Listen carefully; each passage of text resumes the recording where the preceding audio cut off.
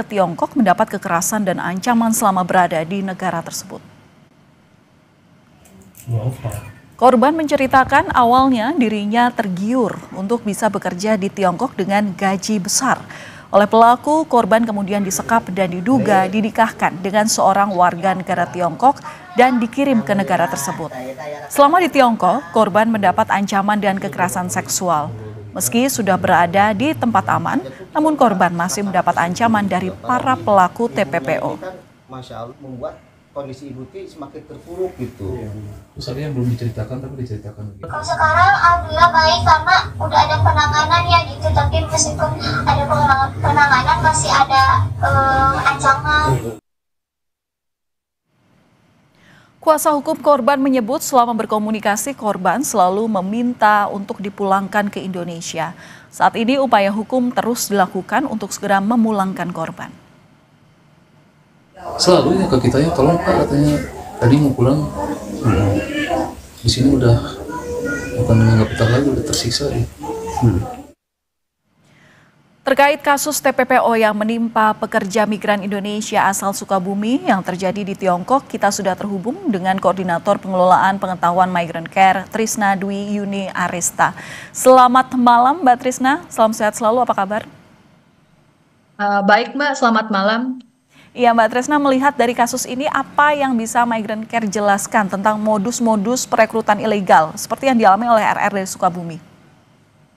Ya, sebenarnya dari modus-modus yang dialami oleh RR, wanita asal Sukabumi, perempuan asal Sukabumi ini adalah suatu tindak pidana perdagangan orang. Kami katakan di Migrant Care bahwa ini adalah jelas tindak pidana perdagangan orang karena telah memenuhi unsur dari proses eksploitasi maupun cara. Yang pertama, dia juga disekap tadi seperti yang dikatakan, lalu juga mengalami eksploitasi yakni pelacuran maupun kerja paksa ataupun kekerasan seksual dengan dalih dinikahkan dengan caranya yakni adalah ancaman kekerasan, tentu sampai RR tentunya mengalami ancaman psikis. Nah, kami di Migrant Care seringkali mendapati kasus serupa dengan tujuan negara yang sama yakni ke negara Tiongkok.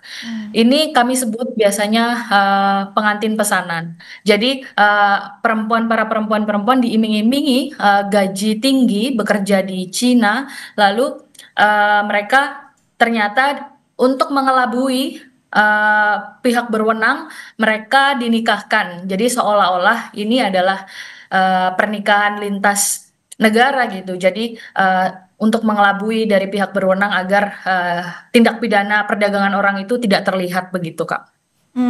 Tapi kalau melihat dari kasus ini, sepertinya seolah kenapa kasus pekerja migran ilegal dan TPPO ini tak pernah usai. Sejauh mana sebenarnya kesadaran masyarakat, terutama calon pekerja migran, tentang resiko perekrutan ilegal ini, Mbak Trisna?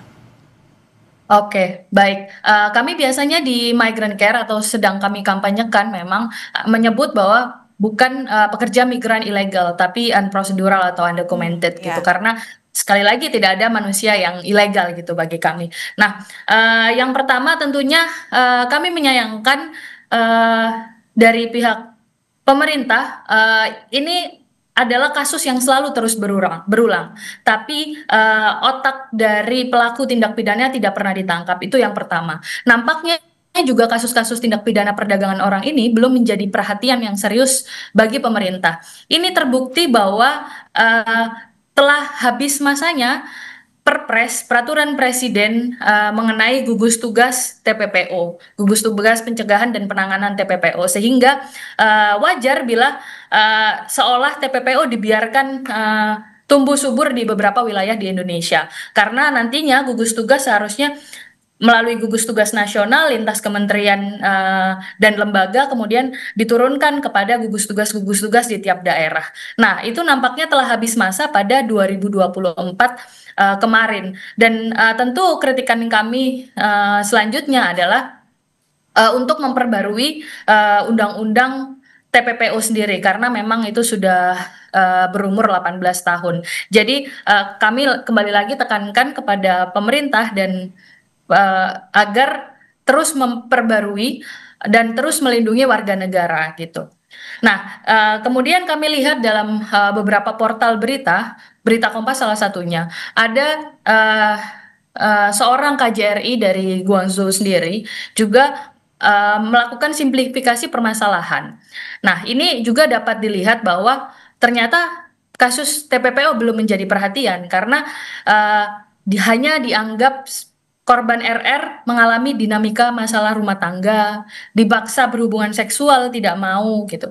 Nah, dalam konteks perspektif korban, tentunya dipaksa berhubungan seksual pun itu adalah tindak pidana kekerasan seksual yang pertama dan harus menempatkan RR sebagai korban. Nah, kami harap diplomat ataupun konsuler dimanapun berada harus menganggap bahwa keamanan dan keselamatan warga negara adalah hal-hal yang utama gitu. Itu juga termaktub dalam kewajiban konsuler sesuai dengan tugas dan fungsi dari masing-masing perwakilan begitu. Oke, Mbak Tresna, apa yang bisa diperhatikan oleh masyarakat Indonesia terutama ketika ingin melakukan perekrutan ini PMI seperti ini supaya tidak terjerumus pada kasus-kasus yang kemudian sama, karena memang tidak bisa dipungkiri tantangan kita saat ini adalah keterbatasan pekerjaan begitu, dan otomatis rekrutmen pekerjaan itu menjadi hal yang pasti paling dicari oleh masyarakat.